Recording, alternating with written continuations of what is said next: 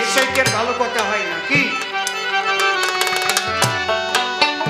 কারণ আমরা যতই জোরালো কণ্ঠে ধ্বনি তুলব, রাষ্ট্রসংঘ থেকে কিন্তু সব লক্ষ্য করছে,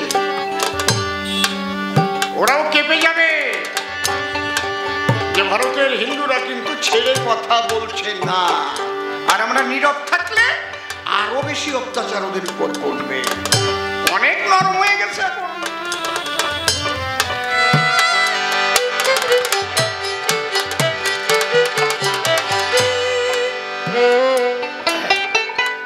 তাহলে আমি যে কথা বলেছি, আমার কথার সঙ্গে একদম এক সুরে সুর মিলিয়ে বাবাজি স্বপন মজুমদারও সেই কথাই বললেন, তাই তো? মনে থাকবে তো আমাদের নাকি? জোরে বলুন, আমরা সবাই সনাতনী। হরি বল, হরি বল। তাহলে আজকে প্রশ্ন যে পাগল কেন হয়? তাহলে আমি কি বললাম? পাগল দুইবার হয়। একবার তাকে পাবার জন্য পাগল হয়, তারপরে পাবার পরে আর একবার পাগল হয়। নদী সাগর বন্ধুকে পাবার জন্য পাগল হয়ে ছোটে, ঘর বাড়ি ভাষায় গিয়ে গিয়ে ভেঙে চুরমার করে। যখন ছুটতে ছুটতে সাগরকে পেয়ে যায়, তখন আবার পাগল হয়। ওই তরঙ্গে পড়ে তখন আনন্দের পাগল হয়। তাহলে একবার বিরহে পাগল, আর একবার আনন্দে পাগল, প্রাপ্তির আনন্দ। আমি কি আমাকে আছি হরিচাঁদের রূপে নয়ন দিয়ে, আরে ঘরের বাহির হয়েছি। আমি কি আমাকে আছি হরিচাঁদের রূপে নয়ন দিয়ে, আরে ঘরের বাহির হয়েছি। আমার মনে পড়ে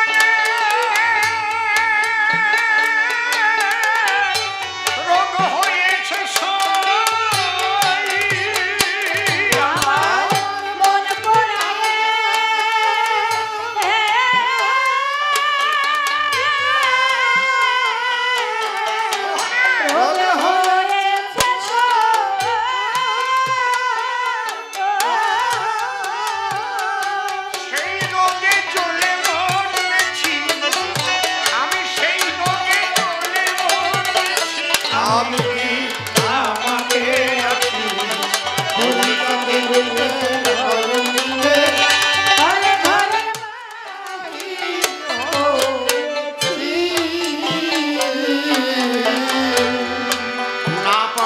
পরাণ পোড়া রোগ। এই পরাণ পোড়া রোগ কি তারে না পাওয়া পর্যন্ত সারে? কোন ওষুধে সারে? সারে না। তাই আমার অশ্বিনীকর্তা কি বলছে? মন পোড়া রোগের রীতি সদা জলে বিষের ভাতি, মন হয়েছে স্বর্ণমতি, কি করতে কি না করতেছি। সখী রে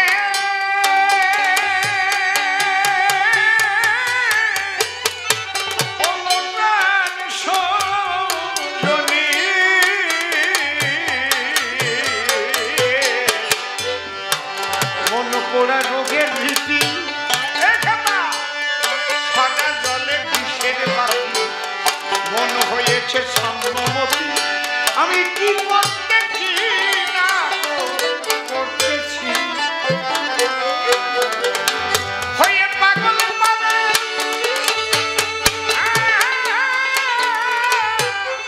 মাতুয়ারা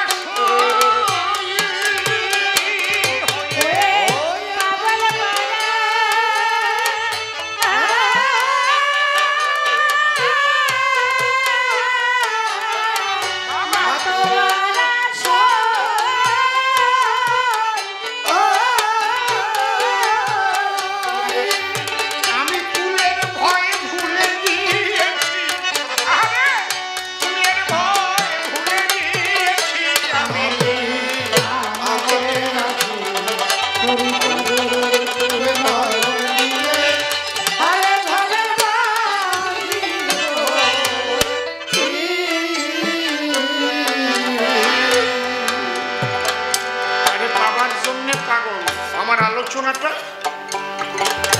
মহাজনের গানের সঙ্গে কষ্টি পাথরের মধ্যে ঘষা দিয়ে সঠিক কিনা যাচাই করে নেব। আমি যা বলবো তাই শুনে ঠিক বলবেন না কখনো। আমি যে যে কথা বলছি আবার অশ্বিনী কর্তা গানে তাই তাই লাগছে তো নাকি নাকি আলাদা উপলব্ধি করে তারপরে গান গাচ্ছি। এই জায়গাটা বোঝার চেষ্টা করতে হবে। হয়ে পাগল পাড়া মাতোয়ারা আমি কুলের ভয় ভুলে গিয়েছি, পাগল হয়ে গেছে। এই জন্য মতুয়ারা যখন মাতাম দেয়, আহা হয়তো বাড়ি নতুন বিয়ে করে বউ এনেছে ঘরে, তরকারি রান্না করবার তরে খুন্তি হাতে করে কড়াইয়ের মধ্যে খুন্তি নাড়াচ্ছে, ওই হরিনামের ধ্বনি শুনে বউয়ের তো ঘরে থাকার কথা, তরকারি রান্নার কথা, ওই জায়গায় থাকতে পারে না। ওই জায়গার থেকে মতুয়ার সঙ্গে মিশে হরিবল হরিবল হরিবল বলে হরিবলে হইল, কুলের ভয় ভুলে গেছে।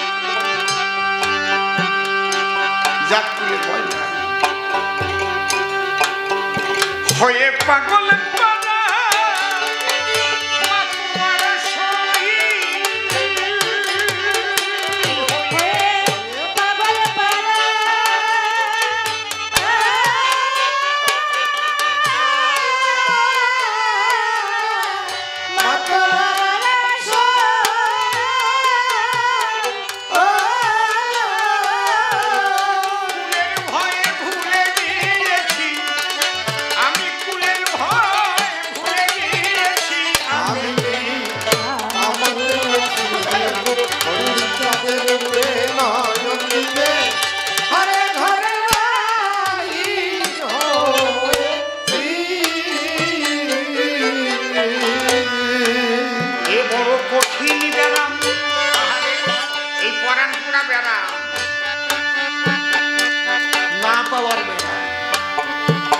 এ বড় কঠিন বেড়া কিছুতে হয় না আরাম, কেবল বলি মলাম মলাম মরমে মরে রয়েছি।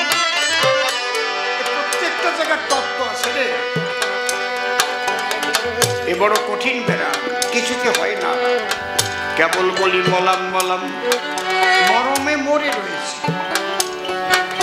মরমে যদি মরে যায় তাহলে কাম ক্রোধ লোভ মোহ মদ মাৎসর্য চাওয়া পাওয়া অধিকার লক্ষ্য থাকে নাকি? একটা মরা মানুষ তার গালে একটু রসগোল্লা ভরিয়ে দিয়ে দেখো তো, সে খায় নাকি? কতটা ত্যাগের ঘরে যেতে হয়।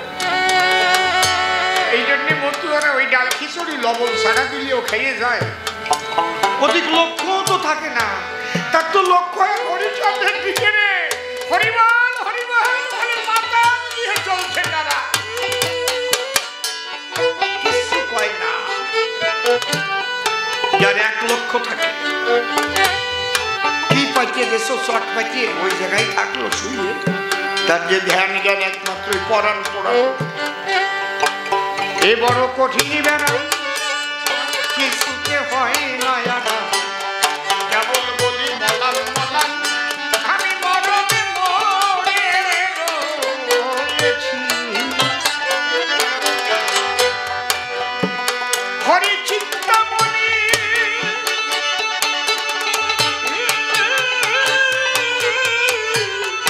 ঔষধের হরি চিন্তামণি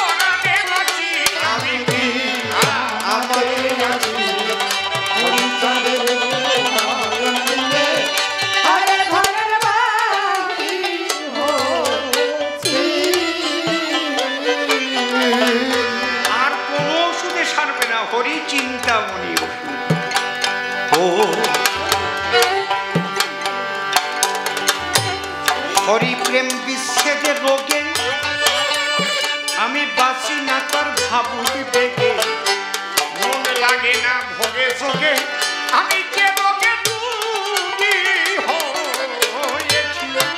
আরে যা যা করলাম তাই তাই করছি না, মন লাগে না ভোগে যোগে কিচ্ছু ছিল। হরি প্রেম বিচ্ছেদের রোগে সখী রে ওরে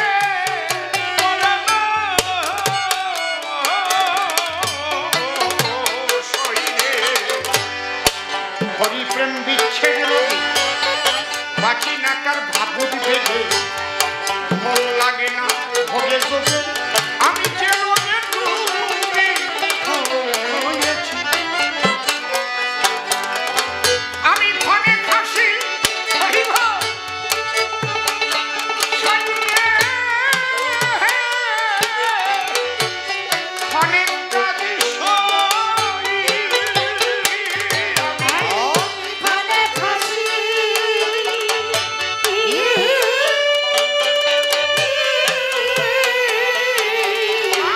ফলে পাতি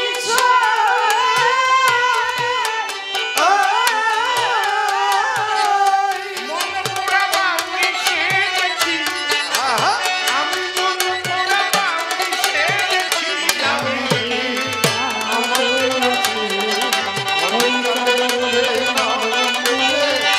আরে ঘরের বাড়ি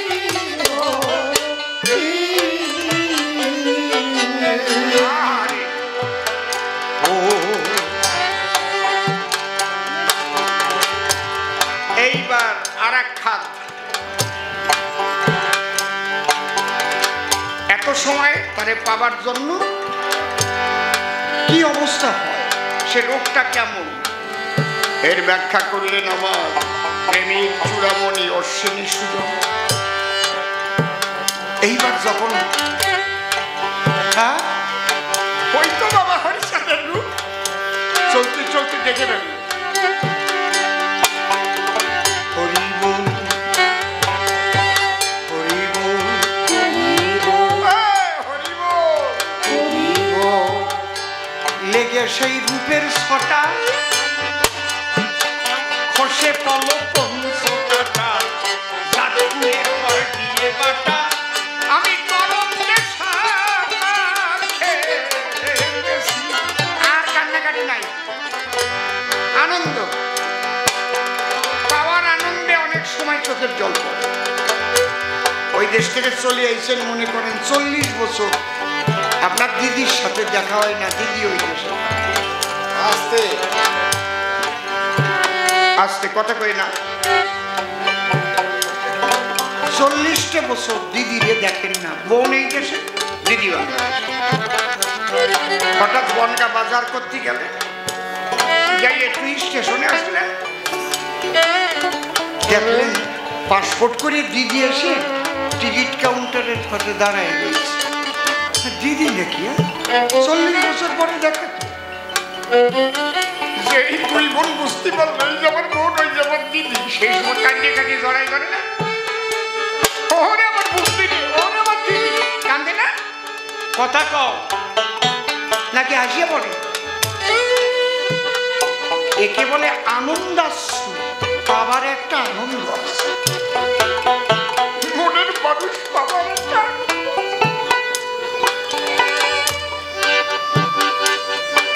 এই যে পাবার সাথে সাথে একটা আনন্দ, ওখানে সে কি ভাব আমি বলতে পারবো না, যার হয় সে জানে। হরিবল হরিবল হরিবল, লেগে সেই রূপের ছটা বসে গেল পঞ্চটা জাতীয় দিয়ে বাটা আমি পরমে সাদা খেয়েছি। আমি যেদিকে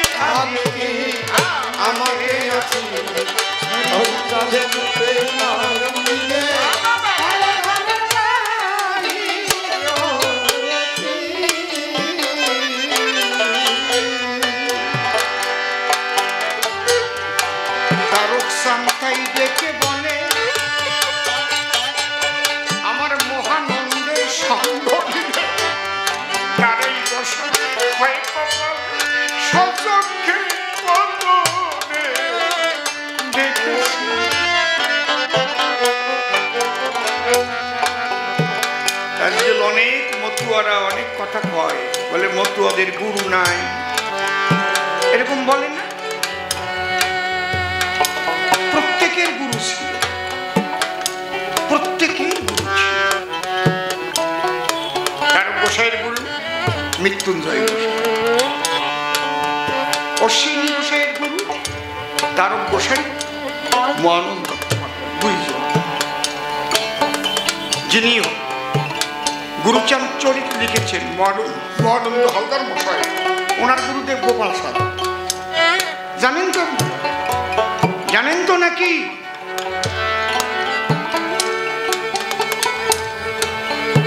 গুরু ছাড়া কখনো গোবিন্দ ভজন হয়, হরি ভজন হয়? তোমার পথ দেখাবে কি, কোন পথ দিয়ে যাবা?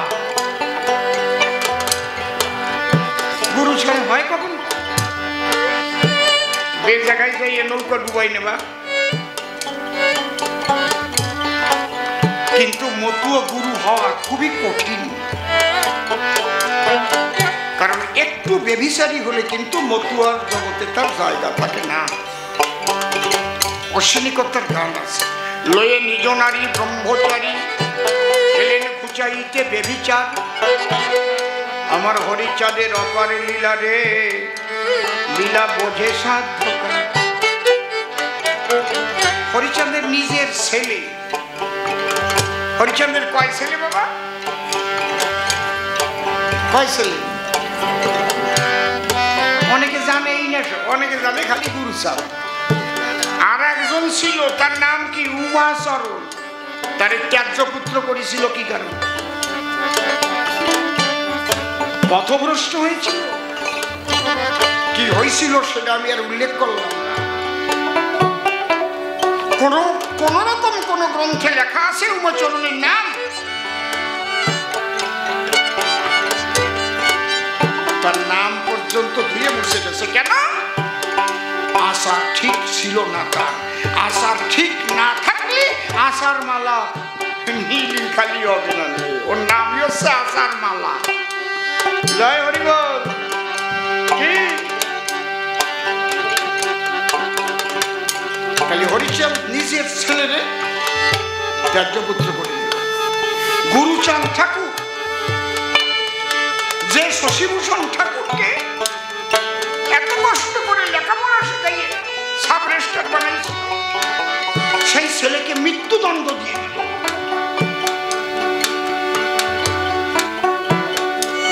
কি মানুষেরা! বাস্তব জগতে আসো।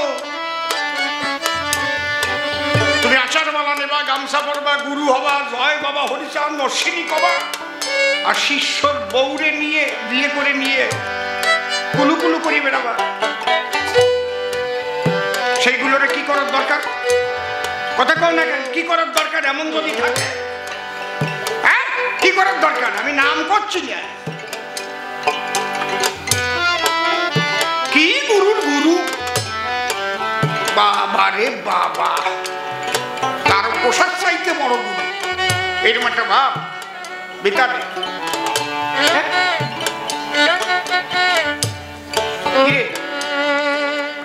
এই আমি নাম কবা না, তুমি নাম করছো কেন? উনি ওই জায়গাতে ছোট ছোট করে নাম করছে। নাম কবা না, সব ঠিক পাচ্ছে, আমি কব কেন? গুরু আছে, কিন্তু বেভিচারী গুরু না, ক্ষমা কেউ পাবে না। তারক গোসাই পর্যন্ত পরীক্ষা দিতে হয়েছে, পারলেই না। তারক গোসাই গান গাইতে গেছে, গুরুচাঁদ সব দিন তারক গোসাইকে দাদা বলে ডাক।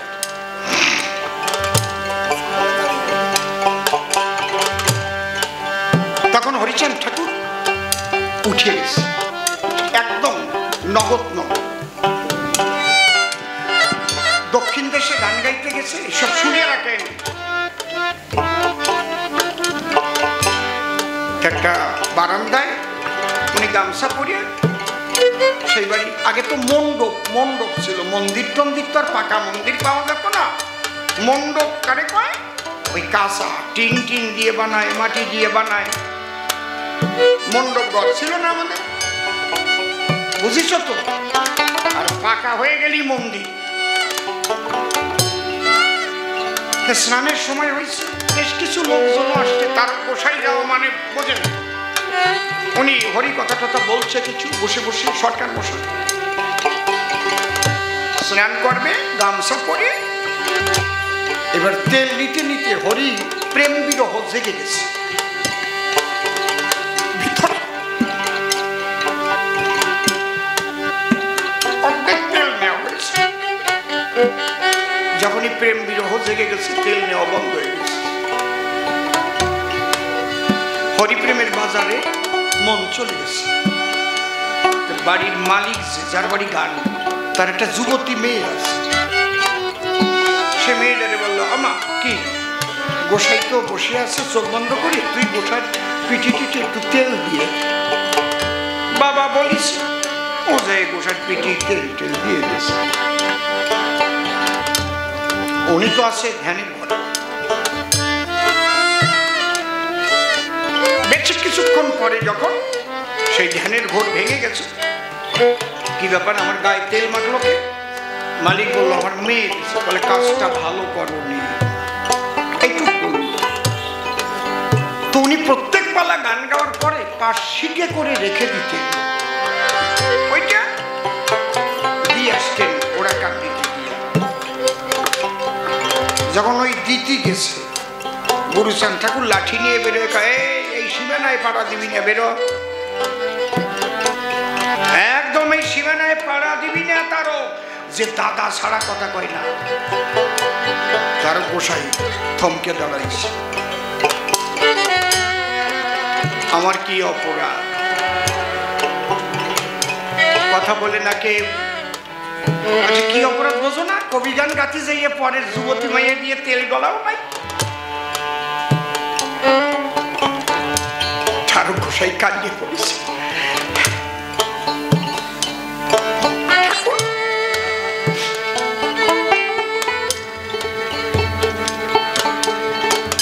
কারণ বাবা হরিচাঁদ তো আমাকে দেখাই দিয়েছিল, তোমার মধ্যেই আমার বাবা হরিচাঁদ আছে।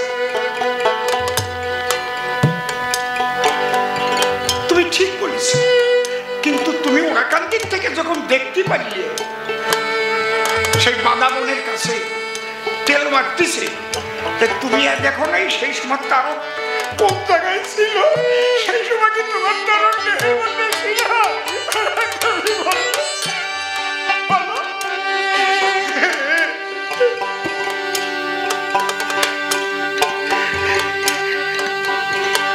গুরুচাঁদ বলে, শোনো, আমি সব জানি, কিন্তু ওই জায়গায় যে লোকগুলো বসা ছিল তারা কি দেখলো? মতুয়ার বাজারে গোসাইদের যুবতী মেয়ে নিয়ে তেল ডলাডলি আছে। এইটা প্রচার পাবে, কারণ গোসাই নিজে রয়েছে। ওইটা আমার কি করতে হবে? জেরের টিন নেবার, লাঠি নেবার, বড় বড় হাট দেখে 7-8 যাইয়ে কবা, অমশাইরা আমার ওরাকান্দি জায়গা নাই, আমি কবি গান গাতে যেয়ে পরে যুবতী নিয়ে তেল মাখাই, তোমরা মানে কবা করো। কি সাজা, অত বড় একজন কবি। বলছে, ঠিক আছে বাবা, আমি যাচ্ছি। ওই জেরের টিন নিয়ে 7-8 যাইয়ে বলতেছে,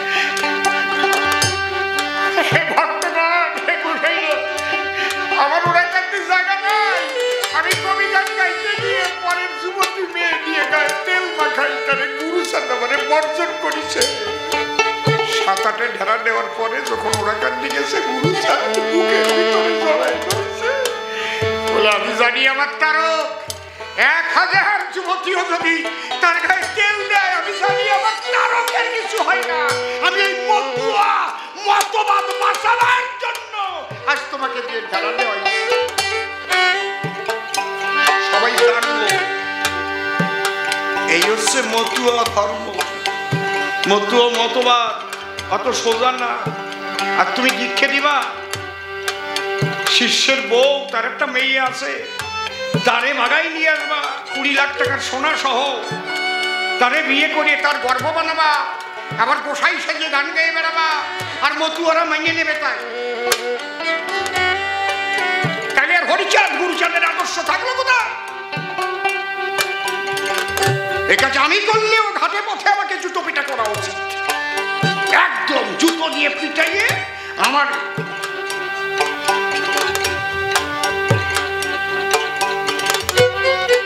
তাহলে কি মতবাদ, এত বড় পবিত্র মতবাদ আমি দেখি নাই, পৃথিবীতে দেখি নাই এখনো।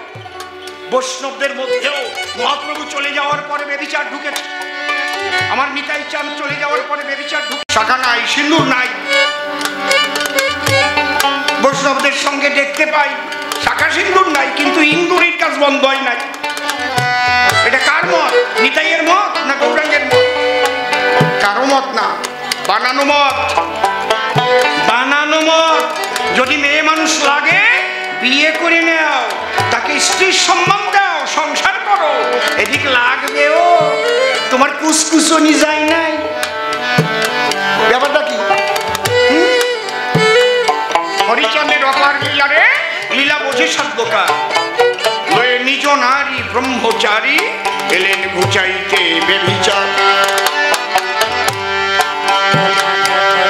যারা মতুয়া মতের গুরু ছিল প্রত্যেকে পবিত্র। অনেকে কয় অসীম সরকার আবার কৃষির মতু। আরে আমি মতুয়া তো হতে পারি নেই, যেদিন মতু হতে পারবো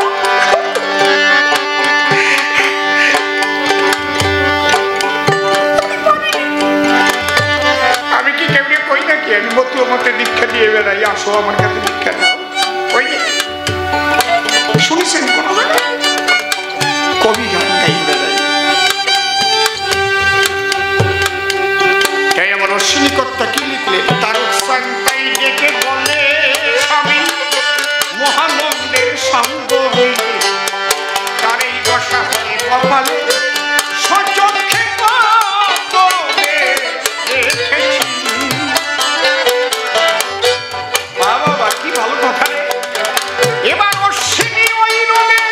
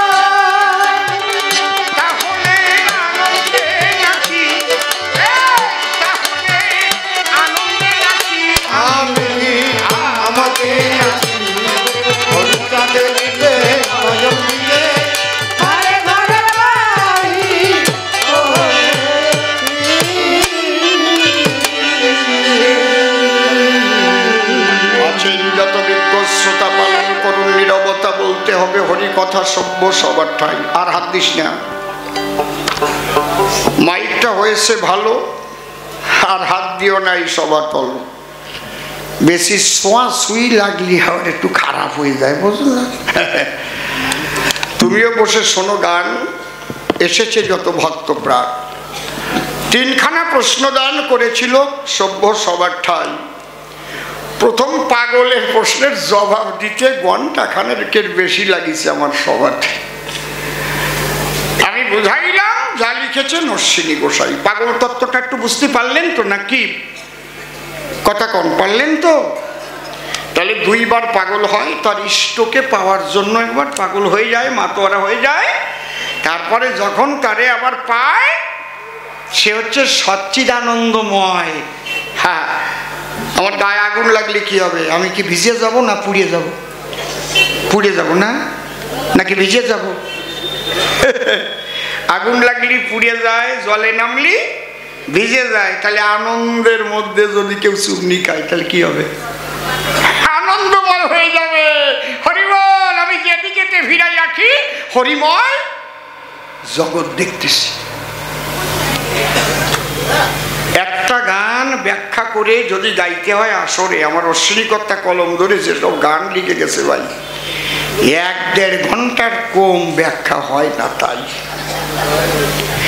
পাগলের প্রশ্নের জবাব দিয়ে গেলাম তারে বুঝাইয়া। এবার গুরুচাঁদকে বাবা বলিয়া লিখলাম। কি কারণ? খালি বাবা নয়, আমি তাকে ভগবানও বলেছি আমার লেখনীর ধারায়। ঠিক করেছি না বেঠিক করেছি শোনো দিয়ে মন। তারপরে হরিচাঁদ নূতন কি দিতে এলো, বলবো আমি সভা তল, আপনারা শুনে যাবেন সব ভক্তগণ। সুন্দর হয়েছে সভা, সভাখানা মনোলোভা, বসেছেন যেন দেবী দেবা এই কবিগান শুনিবার আশায়। তাইতে আমি বারে বারে প্রণাম করি করজোড়ে, আপনাদের আশীর্বাদের ঝর্ণা ধারা অর্পণ করবেন অধমের মাথায়। বাবা গুরুচাঁদকে কেন আমরা বাবা বলি, কেনই বা তার আদর্শ নিয়ে চলি? ভগবান গুরুচাঁদও আমরা করি উচ্চারণ। এটা বলি কিসের করে? শোনো কৃষ্ণ ভক্ত বলি ব্যাখ্যা করি, এটা তোমারও শোনার প্রয়োজন। এবার ব্যাখ্যা করব হিস্ট্রি অফ এডুকেশন, অর্থাৎ শিক্ষার ইতিহাস। হিস্ট্রি অফ এডুকেশন, শিক্ষার ইতিহাস বলবো আমি আপনাদের সকাশ। আগে শিক্ষার প্রয়োজনীয়তা কি এইটাই ব্যাখ্যা করার আছে প্রয়োজন। আমি দাঁড়াইয়ে বলি সভাতলি, যাকে আমরা শ্রীকৃষ্ণ সর্বে সর্বা বলি, ঈশ্বর পরমকৃষ্ণ সচ্চিদানন্দ বিগ্রহ অনাদিরাদি গোবিন্দ সর্বকারণে কারণম এতে চাংশ কলাপুংস কৃষ্ণস্তু ভগবান স্বয়ময়ম ইন্দ্রারি বেকুলং লোকং মৃয়ন্তি যুগে যুগে। বলি সবার পুরোভাগে ভাগবত থেকে বিভিন্ন গ্রন্থ আপনারা আসবেন দেখে, প্রত্যেকটার মধ্যে শ্রীকৃষ্ণকে সর্বসর্বা লেখা রয়। বেশ ভালো কথা। সেই কৃষ্ণ যখন জন্ম নিয়েছিল, বলরাম তার দাদা হল, যদিও নিজের মায়ের গর্ভের দাদা নয়।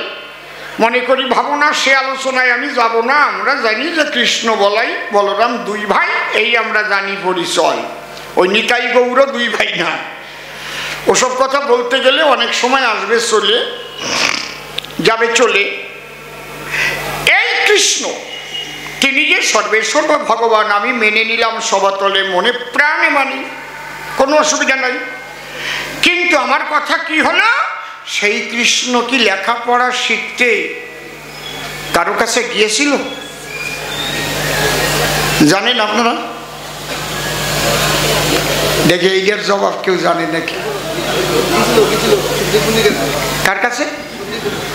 ভেরি গুড, সন্দীপনী মুনি। দেখেন, এই জন্য বলছি হিস্ট্রি অফ এডুকেশন। তাহলে শিক্ষার ইতিহাস আমি করতেছি বর্ণন। আগে শিক্ষিত হতে গেলে তখন তো ছিল না যেতে হবে স্কুলে, সব স্কুল টিস্কুল কিছু তৈরি হয় নাই। তখন যারা শিক্ষা লাভ করতে চাইতো গুরু গৃহে তাদের পাঠাইতো, গুরুমুখী বিদ্যা শিক্ষা দিত গুরুগৃহে। তাহলে কৃষ্ণ বলরাম যখন জন্ম লয়, একটু যখন বড় হয়, মা বাবা চিন্তা করে তাই ছেলে দুটোরে লেখাপড়া না শিখেলে তো হবে না রে ভাই। তাই লেখাপড়া শেখার তরে পাঠালো কোথায়? গুরুর ধারে। গুরুর নাম কি? সন্দীপনী মুনি। আপনারা কীর্তন গান শোনেন নাই? গুরু দক্ষিণা মনে নাই? শুনেছেন কোনোদিন গুরু দক্ষিণা পালা? শোনেন নাই? কৃষ্ণ বলে ডাকে আমায় দাদা বলরাম, পরিচয় আর কি বা দিব এই তোমাদের নাম। নাচিয়ে নাচিয়ে ডাকো না, তারা বলে নিজ নিজ নাম। আমি কৃষ্ণ দাদা বলরাম, গুরু বলে প্রণাম করে মুনির চরণ তলে, স্বর্গবাসী দেবগণে হরি হরি বলে। তখন হরির হাতে খড়ি দিল, জগৎ গুরুর গুরু হলো। গাইছি না? শোনো নাই? মণিমোহন গাইছে, ললিত গাইছে, সুটকিও গাইয়ে গেছে, শান্তি গাইছে, গাই নাই সুখ গাইছে। কি দলগুনি সুখ, গান শুনে পাচ্ছে সুখ, ভুলে গেছো সেই টুক। আর নৌকা বিলাসকে ভালো গাতো মণিমোহন, ঠিক তো? এখন যাদের জন্ম হয়েছে ওরা জানে নাকি এইসব? আসে বুড়ো বুড়িরে তো বেড়াই মরিয়েই